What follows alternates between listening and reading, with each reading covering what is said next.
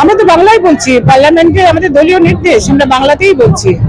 আগে অনেকেই আমাদের মধ্যে অনেকেই বাংলা পার্লামেন্টে বলতো, এখন আমরা সবাই বাংলা বলছি। যারা ওখানে ইংরেজিতে বা হিন্দিতে আগে বলতো, প্রশ্ন বা প্রস্তাবের পক্ষে বা বিপক্ষে, সব বাংলাতে যারা আগে যারা ইংরেজিতে বা হিন্দিতে বলতেন, তারা এখনো বাংলাই বলছেন।